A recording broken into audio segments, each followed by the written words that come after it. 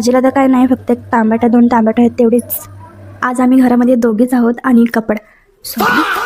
कामाचा पसारा इतका पडला ना तर काय सांगू.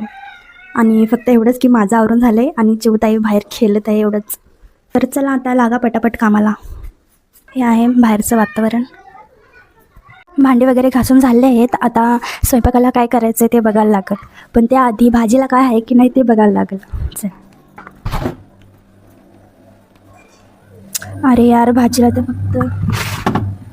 तर काय नाही, फक्त एक टमाटा 2 टमाटे आहेत तेवढेच. स्वयंपाक करताना भाजीला काय करायचं हा माझा मोठा प्रश्न असतो. आता भाजीला काय नाही मग काय करू? आणि मला एक सांगा की तुमच्या घरी भाजीला काय नसतं तेव्हा तुम्ही काय करता, मला नक्की कमेंट करा. पण आता मी काय करू हा मोठा प्रश्न पडलेला आहे. ते जाऊन द्या आधी भात घालते चुलीवर. चला आता जेवण शिजस्तवर कपडे धुवून घेते. त्याआधी मला एक काम करायचं आहे, ते म्हणजे बॉटल फ्रीजमध्ये ठेवायचं. कारण जसं ऊन होतं ना तसं थंड पाण्याची क्रेविंग होतच जाते.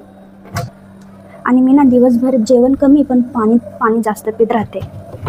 हो, आणि मी आता थंडही पाणी पिते, त्यामुळे चिवला सर्दी वगैरे नाही होत, ते एक बरं झालं. माझी घरातली सगळी कामेसुद्धा झाले आहेत आणि आमची घरातली मंडळीसुद्धा आलेली आहे. आणि माझं हे सकाळचं रुटीन असतं ना ते रोजचंच आहे, त्यात काही बदल होत नाही. जेव्हा आई आजी घरात असतात तेव्हा थोडा होतो बदल. आणि हो, मी रोज ब्लॉग अपलोड करण्याचा पूर्ण प्रयत्न करणार आहे, तर तुम्ही मला असेच सपोर्ट करत राहा.